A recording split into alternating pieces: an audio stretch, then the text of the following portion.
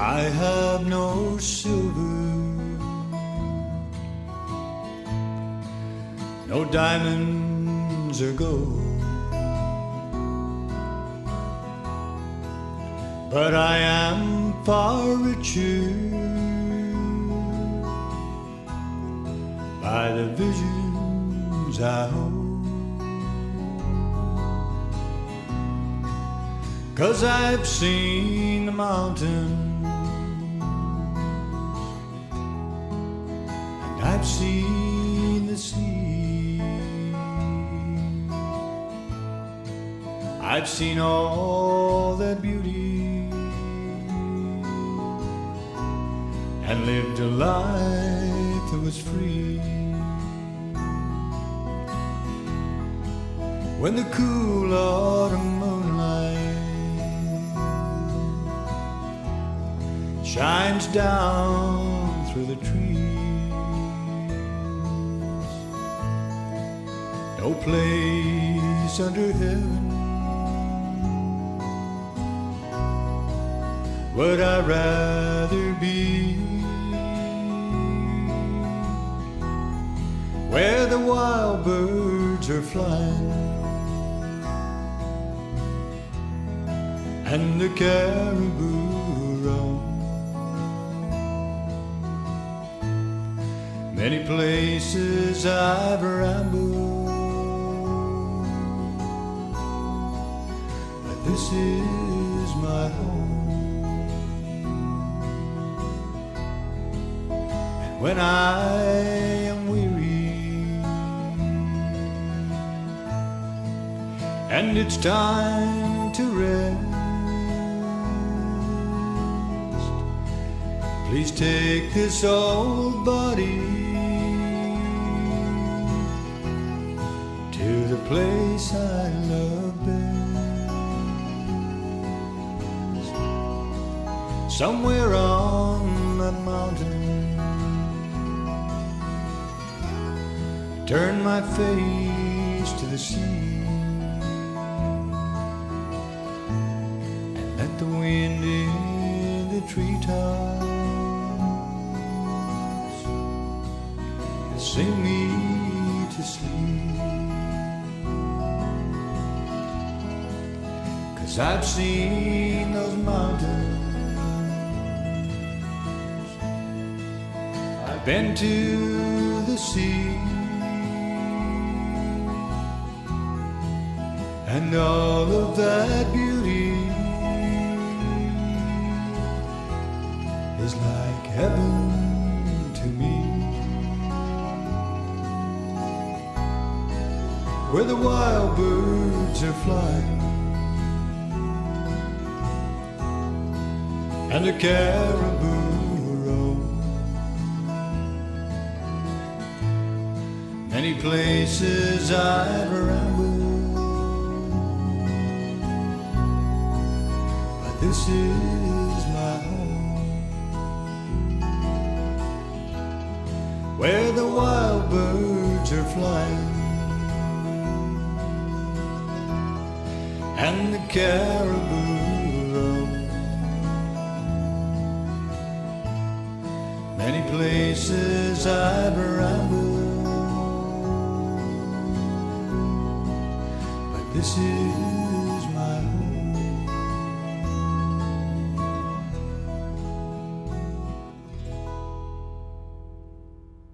Good evening and welcome to This Week in Review. Tonight in our stories we have Demolition Week, our MHA. Please stay tuned for these stories after this. Try your luck on Wednesday and play TV Bingo, sponsored by the Santa Sea Committee. Cards are 6 for $5 and can be bought from any member of the Santa Sea Committee and in most stores around town. It has been Demolition Week here in Burgeo. An excavator had came out from the west coast to tear down an old house that the Department of Highways had bought. The purpose was to widen the road in the area going towards the ferry terminal.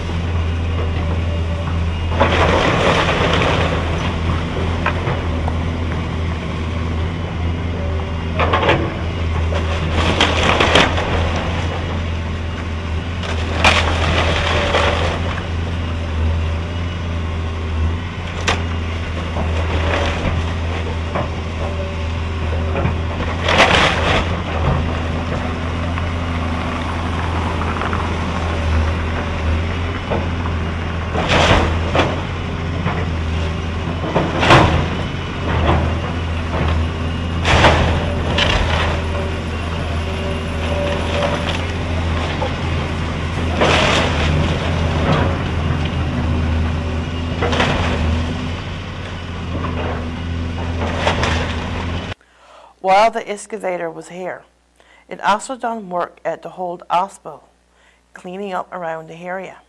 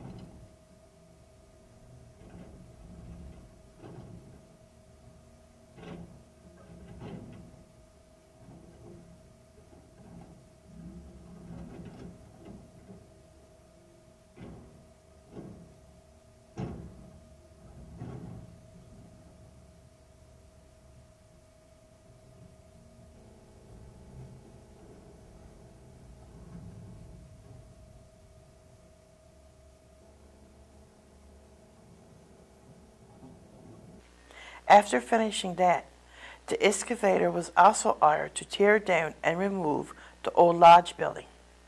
A lot of people had came out to watch as what some considered an historical building was being demolished. There were a lot of mixed feelings, as some who considered it an eyesore was glad to see it go, while others felt saddened as a part of their past was now gone.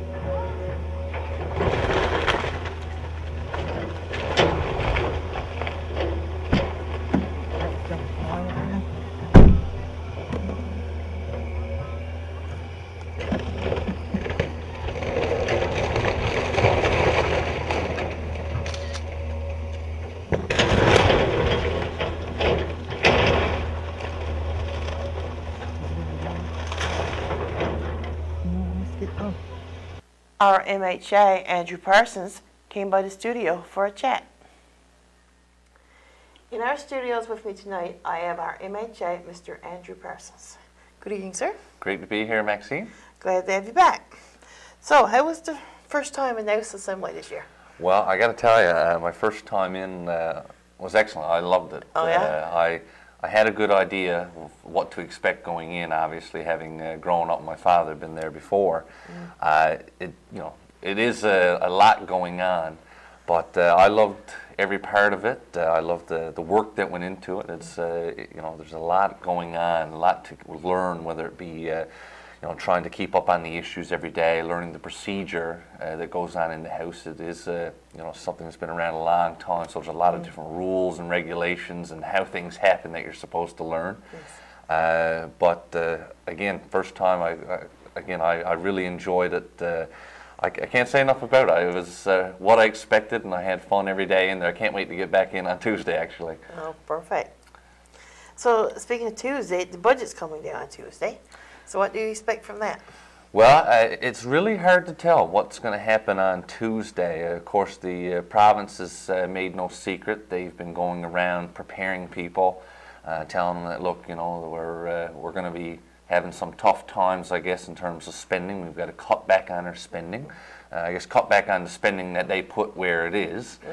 Mm-hmm. So there's a couple different approaches. I don't know if they're going to take a page from the federal conservative book, which was to go around for a year, tell people how bad it was going to be, and then when they actually unveil it, when it's not that bad, that people think it's actually pretty good. Mm-hmm. When the fact is, when you really look into it, there's a lot of bad things in that federal budget, especially for rural Newfoundland and Labrador.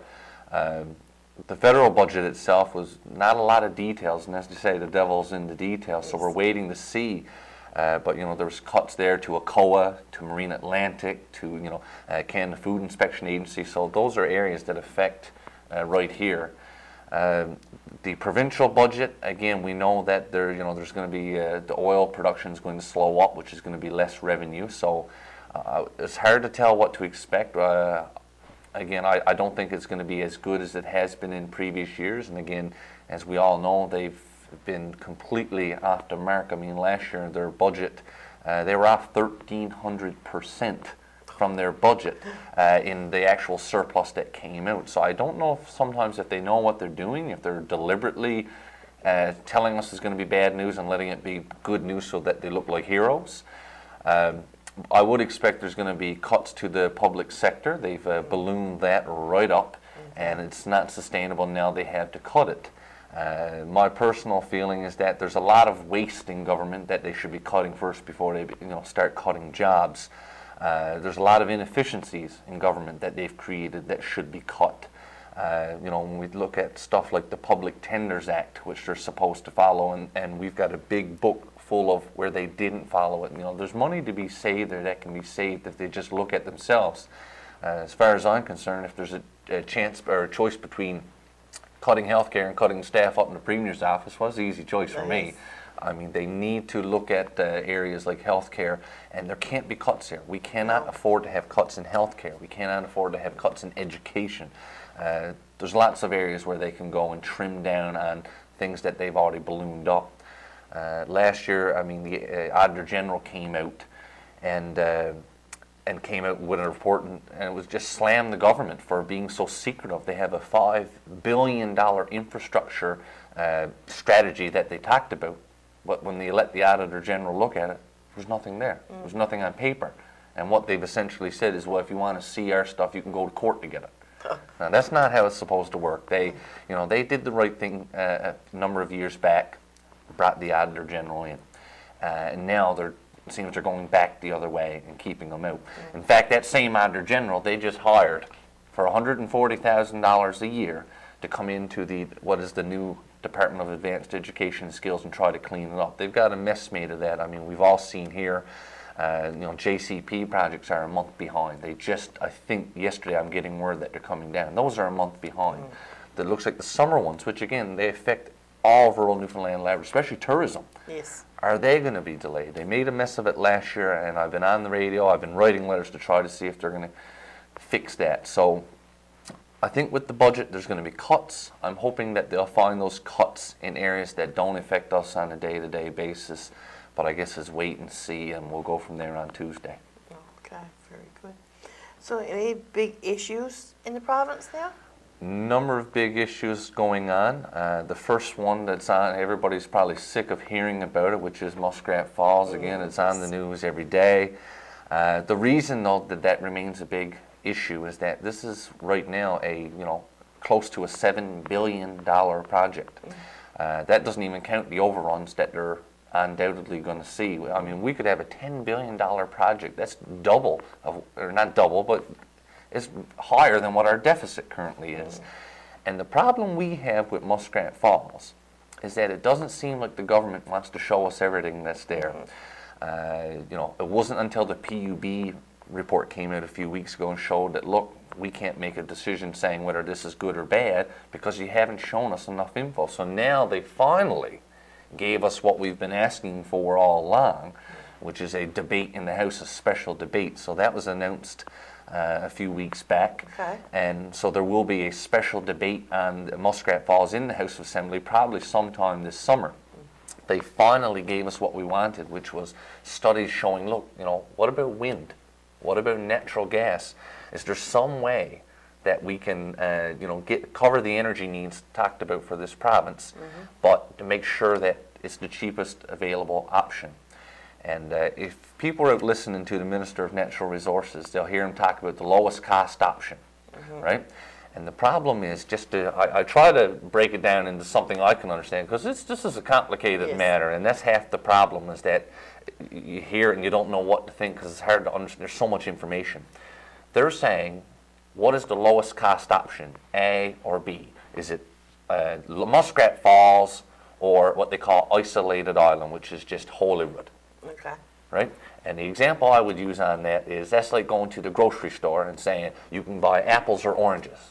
Well, what about bananas and the rest of the fruit section that's there? Why not look at everything else? Why limit it to one of two things? So if you look at A or B, yes, That's like saying one of those has to be the lowest cost option. It's a rigged question.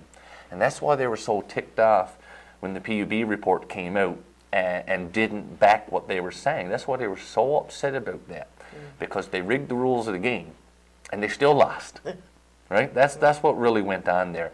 And it's unfortunate now that they're saying that when they get these reports back, they're going to skip the PUB, which for people, there's the Public Utilities Board. That's the board that makes sure that us, as the consumers, as the people buying energy, get the lowest cost, the lowest price out there. We can't be paying higher than what we need to. So they're saying we're going to skip past you.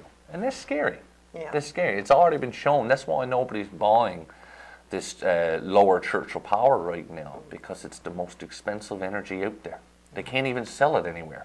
So all I'm saying is, look, you prove to me that all these other options that people talk about, like natural gas off the Grand Banks or wind power, you tell me that those aren't possible or more expensive or not useful, and maybe I can agree with it. But they're not showing us that, and that's my problem. And again, let's not even get into the fact that, you know, the Upper Churchill is going to be there in less than 30 years. So we just need to get us from here to there.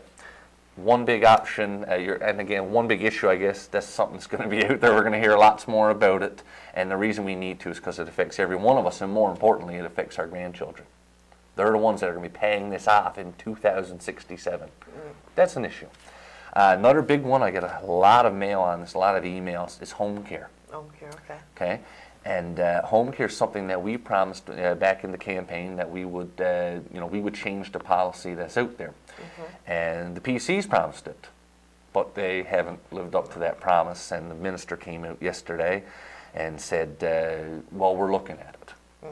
Again, we're looking at it, and that's not good enough. They make these promises and they're not living up to them, and I got an issue with the fact that, I can provide home care to somebody, but if my mother or father or loved one needs that home care, I'm not allowed to give it to them. Now, how does that make sense, especially in smaller areas like Burgeo or Isle of Mort or even up Northern Peninsula? I mean, why can't we provide home care for our loved ones? Exactly. Right? It's not, and this is going to be a bigger issue because we all know this is an aging population, that we're going to have more and more seniors. So this is only going to get bigger. So we need to make sure that this is covered off. The province talks about it, they promise it, they haven't delivered. And we're going to keep standing up in the House and asking questions on it until they figure this out. And given the amount of emails and phone calls and people stopping me on the street and asking about it, it's a huge issue. So we're going to keep following up on that. There's a lot of other big issues in the province. Some of them are province-wide, but a lot of them affect right here. We want to, I guess, and we'll wait till we move on in this interview before I discuss it. But a lot of big issues out there. Healthcare is one of them. Oil and gas and energy. Education's another big one. They're all there. Okay, very good. So the issues, getting back to the Burgeo ones, now what issues in this area? Well, one of the big ones here, and after I just drove down that highway to come here, I mean, it is ridiculous. Yes. It's ridiculous. And that's why I say it's a bigger issue, because the roads in the entire province are in a state. Okay? When I was driving here, I stopped in at Irving at Crabs River, and there's petitions in there about the roads in Flatbank. Oh, yes. And then the road going down to Bay Despair was just voted one of the worst roads in Atlantic Canada. And the road up in Labrador is ridiculous. Well, I tell you what, the road coming here is not much better. It's they've got it's pretty good pavement the first 20 kilometers going in, and after that it's not good enough, and somebody's going to get hurt. I don't think that when they keep putting signs up, that one pothole we all talk about there, they keep putting signs up. Well, they can put 50 signs there.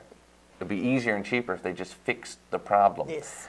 Somebody's going to get really hurt. Yes. Right? It's not good enough. And again, even the difference in the last 6 months, when I came here back in October, it wasn't great. But now, after this winter, it's just terrible. That's an issue that I'm going to be bringing up when I go back next week, and I'm going to be talking about it with the minister. We're not asking for the entire road to be paved, but we got to start somewhere. Even if we, and again, this strategy that they've used about starting where they just left off. That doesn't make sense to me. Go to your worst spots and fix those. Right? We're not asking for the moon here. We're just asking for, you know, and not just a temporary fix. This cold patch stuff that they've been doing. No. We need to get some new asphalt, and we need it now. Like it's not. And on the same line, the brush cutting needs to be done. Right? They've been putting out this brush cutting that was supposed to have been tendered last year. So it's funny. This trip alone, I came down. I've been in Ramia, and I'm hearing it everywhere. It affects everybody. Right? Yes. Everybody's got to drive up over that road, and you know, in rural areas, and it's no different whether you're in you know, Burn Islands. The fact is, we got to drive to get to, you know, the major services, whether that be, you know, especially say the hospital. Yes. Right. So if we're going to drive, they got to give us a sensible road to drive on. People are, you know, ruining their vehicles, and people are getting in accidents. You know, it's not good enough. So that's a big issue for me. That's on my radar. And I'm going to hopefully bring that one up. I go along with the Burgeo Highway, actually, since I think I might be leading the way in terms of petitions, because I've got more petitions put in the House of Assembly about cell phone service. Yes. Okay? I actually stood up one day, and by my count, which is not a scientific count, but I'm just picking out the different people in the House, there's at least 1/3 of the districts in this province where there's cell phone coverage issues, right? You know, I've got them in my district. I got them on Route 480. I got them on Route 470. They're up the Northern Peninsula. I don't even have to get into the tragedy they had up in Labrador with young Burton Winters when they found that, you know, that young boy, he had a BlackBerry in his pocket. Yes. You know, if he had had cell phone coverage, it might never have happened. Yes. We don't need that here. We had an accident or an injury only a few weeks back where somebody got hurt, and thank God they had a satellite phone to call this in because there was no cell phone coverage. I keep bringing it up. I look at the minister across the room. I know he's starting to, he knows what I'm saying. I've got letters wrote off to him, and it's something I'm going to keep bringing up and keep bringing up. It's 2012. Cell phones are not a luxury anymore. They're a necessity. Yes. In this day and age, we need it. We need that coverage, and so I'll be keep bringing that issue up. I guess one more big issue that again comes with the seniors is the housing. We need more housing here as people get older, and you know, if they want to make that choice that they can't stay in their homes, can't keep their home maintained, especially whether it be, you know, in the winter with the snow shoveling and everything else, we need to have more housing available. So I'm going to keep bringing that one up. I know that the Newfoundland Labrador Housing has had discussions with the council. The council's working very hard on this too, and I was lucky to be. Actually, I've been speaking to councillors. I had a meeting in Port aux Basques last week, a joint councils. So we had all the mayors and staff from all the different communities in Burgeo-Lapoil come together, and this is something that affects all of us. So I'm going to keep bringing that up, and that's something that we'll work together as a town, as the people of the town, and figure out how we can. We know it's there, but we got to figure out how we go about it and getting this done. Okay, very good. Anything else you'd like to add? Well, what I guess I could say is that you know, it's good to be back. The House of Assembly's been closed for a couple of weeks for a break. I really enjoyed my first session in the House. I'm trying my best. The good thing, I guess, about being in opposition is that I get plenty of opportunity to talk. And I've been standing up, asking questions and debating bills, entering petitions, really asking a lot of questions. And I really enjoy that, and I think it's an important thing to do. It's funny. I don't think I know a lot of people get to watch the House. I wish people could see all of it. A lot of the foolishness that goes on there. There's no doubt about it.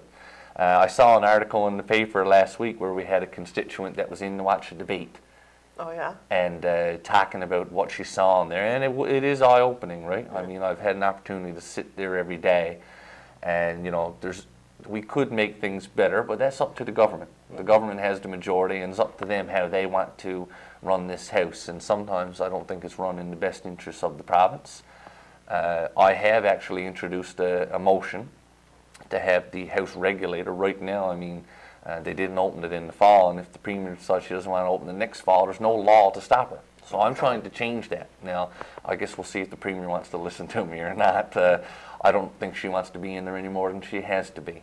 And that's unfortunate because, you know, as as you know, silly as the antics are sometimes in there, that is the house of democracy in this province. That's where bills are debated. I mean, and we've talked about some big ones that affect this area. I mean, the Pharmaceutical Services Act.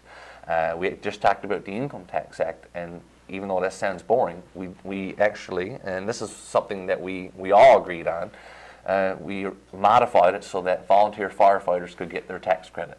Okay, right? Yes. And that's where this stuff happens, right? So it's so necessary, so essential. And I know the government doesn't like answering questions. Well, if you can't take the heat, get out of the kitchen, as far as I'm concerned. That's part of how this operates. We have a right to ask questions on behalf of our people, and we're going to keep doing it. My hope is that I can have the house open as long as possible so I can get to ask more questions. In terms of anything else, again, I'm trying to stay active on, especially on Facebook, because it's a good way for people to see what's going on. One thing I'm hoping people will do, I've just started putting together a birthday list. Okay. Right? I've gotten birthdays off Facebook, but not everybody's on Facebook. So what I would like people to do, and again, I try to send the card out to anybody I can on their birthday, but I can't do it unless I know when it is and what their address is. So if they want to find me on Facebook and let me know, and I'm making my list, and I want to get as many birthdays as I can, or people can call my office. It's 695-3585. There's also a toll-free number, and again, every time it escapes me what I can't remember the full number, but there's a 1-800 number people can call, or they can email me, andrewparsons@gov.nl.ca. It's only easy to get a hold of me, and I return every single call that I get, and certainly I return every email that I get. So that's one of the things I'm trying to do, so that people know that I'm there, that we can connect, that we can talk. I'm lucky people email me sometimes that if they have an issue, they let me know, and I can take those issues and at least try to handle them. I guess what I always say to people is, if I don't know about it, there's nothing I can do about it. Exactly. So if people let me know, I'll do what I can. We go back in on Tuesday. The house is going to be open until, it looks, sometime in June. So I'll be back and forth to St. John's. But again, I'm looking forward to getting back down now after the house closes. And in between there, actually, I'll be coming down for the Fireman's Ball. Really looking forward to that. And coming down for the graduation too. So I'm looking forward to that stuff. But I'm also looking forward to coming down when the house closes, and you can spend some time here and you know, actually get out and get around and see everyone. So people know how to get a hold of me. They should get a hold of me. That's how I'll hopefully be able to do my job. But I guess what I can say is that this far in, I'm having fun. I really enjoy it.